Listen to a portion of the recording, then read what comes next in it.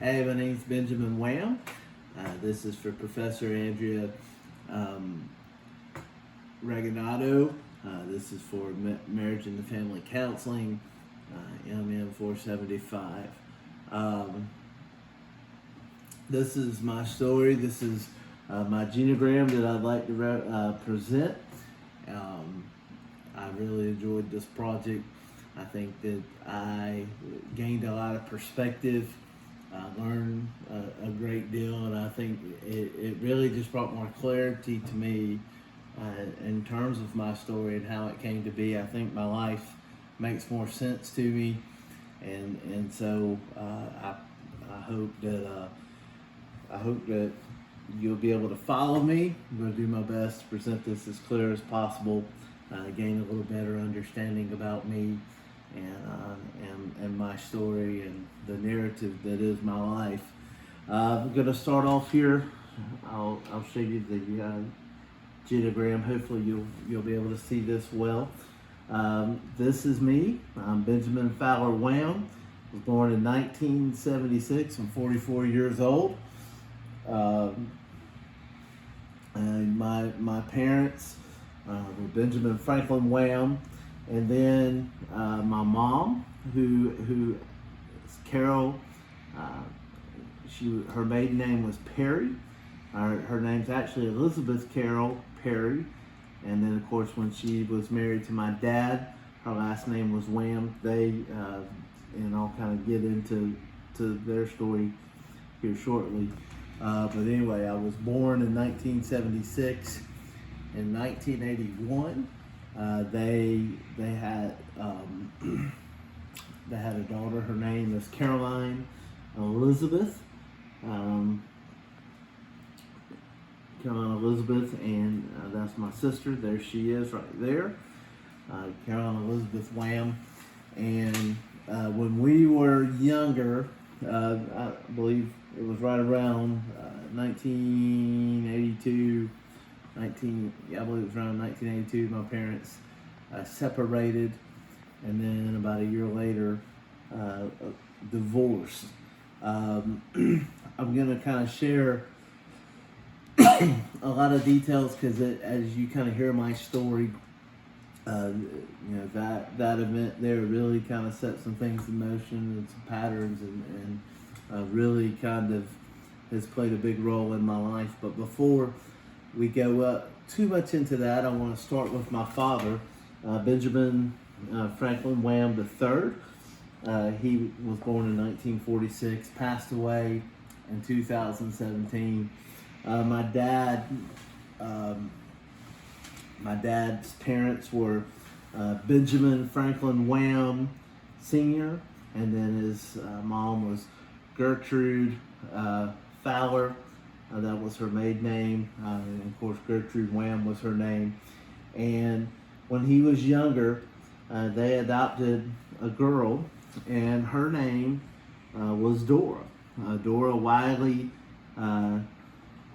Wham, and of course now she is married, but Dora Wiley Wham. Her last name now is Abbott. But that was I mentioned that because that was I can't exactly remember how old my dad was, but I know that it was a very kind of a dramatic deal for him when that took place. He viewed it as he was not enough. He viewed it as he didn't measure up.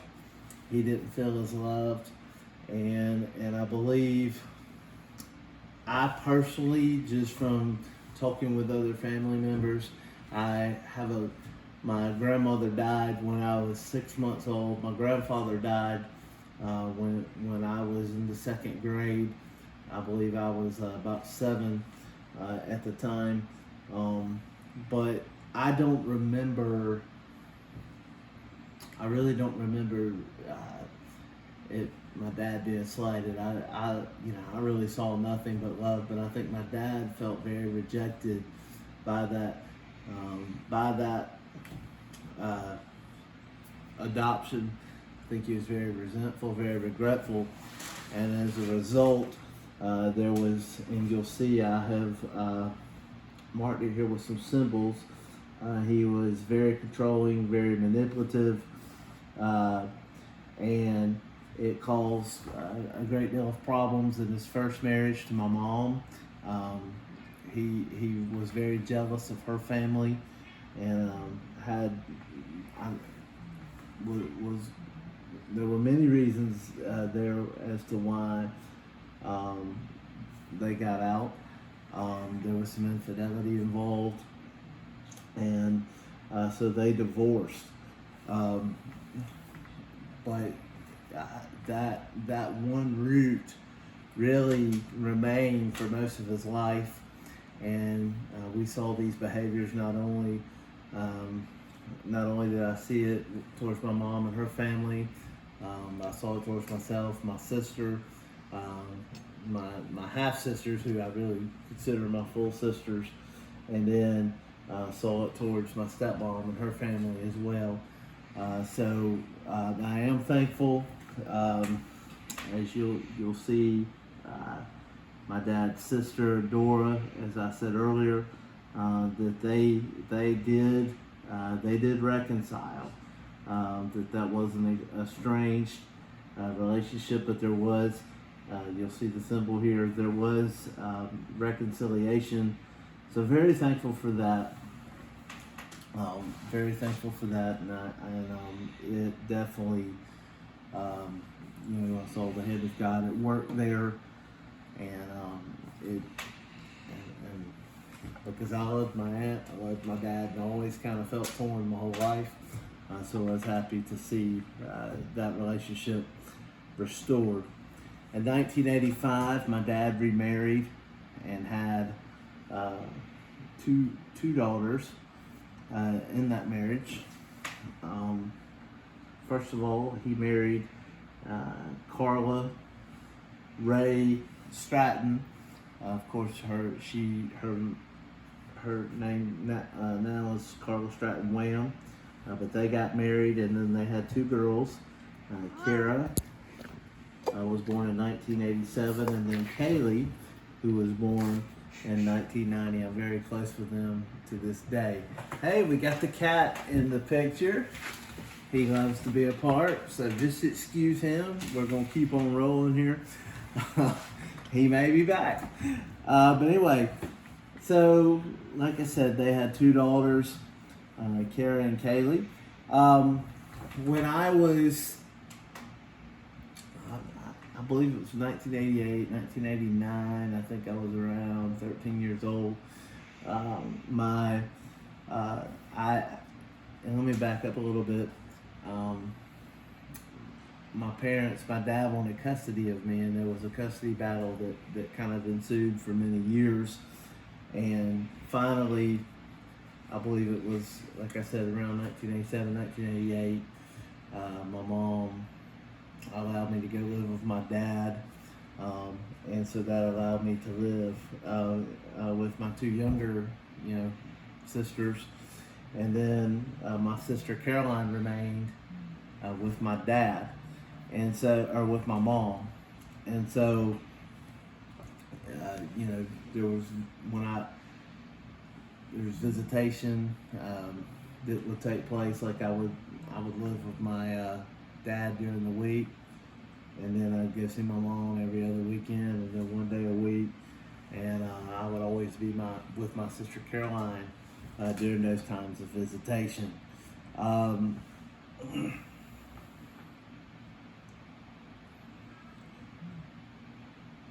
Part of why I share that story is when my mom and dad went through that custody battle, I became very spoiled in the process. My dad did not really discipline me a whole lot. I think he just tried to kind of make it fun, kind of create an environment that I would want to live in. See, I told you the cat would be back. Kind of created an environment that I would want to live in. And then my mom as a result, did the best she could, but had a hard time dealing with me. So I became very spoiled. I became very difficult to deal with. And like I said, my dad remarried in 1985. In 1989, my mom married a man named Robert Vaughn, and Robert Harmon Vaughn. And you'll see him here, and there's my mom there, Elizabeth Carol Perry Vaughn. But they married in 1989. That, of course, was my mom's second marriage. It was my stepdad Robert's first marriage. So, like I said, I'd kind of run the show at both homes. Kind of had my way, did whatever I wanted to do. And then I quickly realized in my mom's new home that was not going to be the case. So I became very frustrated with that situation. My dad kind of would put pressure on me and say things like, you don't have to go over there if you don't want to. You don't have to put up with it. You don't have to deal with it. So finally one day I just said, yeah, okay, it sounds good. And for 10 years, I did not go over there. I did not go visit. And I just stayed at my dad's. And of course, this is a decision that I've regretted my whole life. However, I am pleased to say that God has brought reconciliation to that relationship. We have been restored. In fact, my mom and my stepdad are actually visiting here now. They're here in our house this weekend. But reconciliation has occurred, and I've got the symbol there for the repaired relationship between my mom and I. I'm very thankful for that God worked there. And I think for me, it was during that time that I really saw the love of God at work. I saw, because as far as that side of the family was concerned, I didn't, I just saw nothing but love and consistency. And probably after a few years, I really got over what was going on. I had already forgiven everybody involved. And I think the hardest part was forgiving myself and not feeling like, I didn't feel like I deserved the love of that family for so long. But of course, the whole family on that side was tremendous, but there's two people I want to highlight. As you can see here, I've got the green lines, which symbolize closeness, close bond. And there were two individuals, really three, but that I really want to highlight. In my grandparents, Edward Perry. These were my mom's parents, Edward Perry and Juanita Perry. Or Iris Juanita Nivens Perry was her name. They were just tremendous. They really were able to kind of be a bridge for me during that time, and I really believe God used them as an instrument of healing. And if it were not for them, I think reconciliation would have been a much more difficult process. So very thankful for them. They were just some amazing people, tremendous Christians. We've got a portrait of my grandfather here on the wall, and it actually has his picture. It's a drawing of him, and it's the prayer that he would pray at every blessing. So that's just kind of the influence and the kind of person he was. And so, in fact, I was actually one of the ministers, along with a couple of my cousins. We ministered together at their funerals. So that was, just what an honor. And in fact, at the second funeral, my grandfather passed first, and then my grandmother passed 4 months later. At her funeral, I was actually able to give my testimony of the reconciliation and how the love of my grandparents played a key role there. So definitely glad to be able to show the closeness there. And then another cousin, he was actually one of the cousins on my mom's side, is my cousin Matthew. He was my Aunt Linda, my mom's sister's middle son. He just always reached out to me. He would always just encourage me, and he would really kind of invite me to things, and he was very instrumental in that. So I kind of acknowledged him by giving him the 2 green lions, because again, I think God really used him as a very key role in my family relationships there.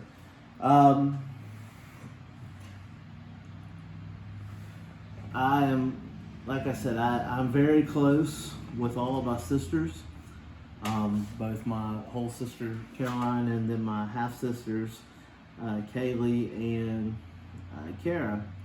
And something I want to show is my sister Caroline is married to a guy named Dennis Jermaine Love, and they have a daughter named Deanna Caroline Love, and then they actually had a miscarriage, an adult, back in 2019. They had a little girl that there was a miscarriage. Her name was Leilani, which means beautiful flower, but God blessed them this year with a little girl named Deanna Caroline, and she is beautiful and doing great. But if you'll notice here, I have multicultural symbols, and the reason why is Dennis is African American, and as far as I know, that was kind of the first on any of the sides of my family. There was no African, there was no multiracial marriages or anything like that.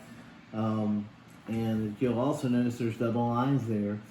He and I are very close, have been for a number of years, and I'm thankful for that relationship, because I think God used that relationship to help maybe bring about some understanding in that relationship with the rest of the family, bring some healing to maybe and to some different ones that didn't quite understand or had some questions, and that's just been a very beautiful thing. And he is actually a football coach at Purdue University. Actually, he's a strength and conditioning coach. Won a Super Bowl with the Denver Broncos a few years back. The cat really wants to be a part of this. I guess he's mad at me that he's not in the Genogram. I have another brother-in-law that is married to my sister Kaylee, and his name is Daou Aswad. He goes by Wu for short, but this is him. His name's Daou Aswad, and they have 2 children, Julian Harris and Harbor Grace. I actually had the privilege of performing their marriage ceremony, but he too, he's actually getting ready to go to work for the federal government. He's in training right now and has been for the last almost 5 months now in Quantico, Virginia. But he's African American, and of course they have 2 children of mixed race as well. So I wanted to make sure that I clarified those symbols. But too, I've with all of my sisters, I have given the double green lines to show my closeness. Another relationship that I want to highlight, my sister Kara, she's married to a man named Philip Watts. They have 4 boys, Carson, Judah, Jax, and Will. But Carson was actually born out of wedlock. My sister had him when she was in her teens. And he was born in 2006. And he had a very special relationship with my dad. My dad had a great role in his life.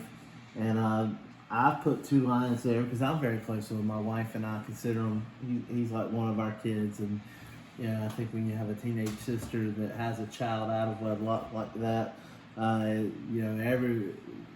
everybody pitched in and everybody did our part to kind of help raise him and kind of get him on his way.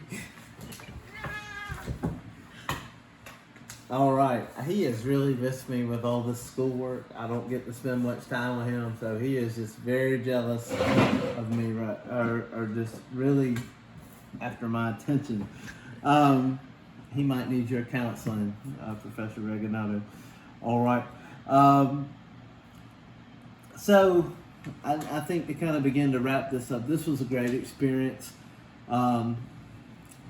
Probably the thing that really stood out to me was the fact that how much of my family is Christian. And so that this was really, my faith was really kind of part of the heritage that was passed down to me. And of course, I've had to go on my journey and discover, have my own relationship and develop that. But it was really instilled in me and really a part of my foundation. And despite the dysfunction and despite some of the things that happen, I've got to give great credit to my parents on both sides and the families on both sides. My faith, there was just a great foundation of my faith. In my faith, my grandfather, my stepmoms, as I've got an email coming in here. Let's see if I can get rid of that. My step granddad, his name's Milton Stratton. He had a great influence on my life. He's an engineer, a brilliant man, but he was a pastor. And he actually, I've always given him credit for allowing me to preach my first sermon at a family Christmas. He wanted me to give the devotion. Many of the books in my office are from his library, from his study that he's given to me through the years. And, just have a tremendous amount of love and respect for him. And again, it's just, people view divorce and separation and step families and all that as a bad thing, and it's just an example of God used something that could have been ugly to produce something very beautiful. But again, faith was a very big part. Several things that I learned many things, but some of the things that really kind of stuck out to me that I didn't know, my great-grandfather lost his first wife. That was my great-grandfather on my dad's side. My dad's mom. Her father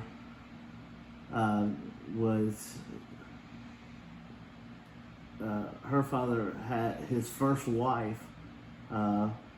He lost his wife in childbirth, so he ended up remarrying a woman named Clara Balfour Richardson Wham, but his first wife, he lost, she died during childbirth, and then the baby died a short time later. Never knew that. So I thought that was pretty interesting. So I think the biggest thing that I've learned throughout this is that my background, again, because of my faith, has played a huge role in what I do today. Being born and being in the midst of a lot of dysfunction, I think it's helped me connect with a lot of people born in dysfunction. It's helped me to relate to a lot of people. It's allowed me to minister. It's allowed me to share my faith. And God has allowed me to connect with so many other people. And I think too, my wife and I, we made it, and for my wife Patty, I've got a symbol there that we're, that's not it. Got a symbol there that's kind of perhaps a little buried amongst some other things. There's a symbol there. We're very much in love. But we committed from the very beginning that it was going to be different. That because she came from a divorced home as well, and we were going to set a different standard, and we were really going to put our faith into practice. Our home was going to be a place that we would minister to others. We've had children from youth groups that we pastored that have lived with us here for a short time, and so again, I think it's just we've allowed, that's us putting our background into play, and I think too, it's with my children now. We're passing that torch and setting that standard of, hey, this is how we want it to be for you, and helping them build a foundation, again, from the faith that was passed down to us, but also from the lessons that we learned We're putting some things in practice that we hope will carry on for many years to come. So this was my Genogram, and it was my honor to present it, and thank you for your time.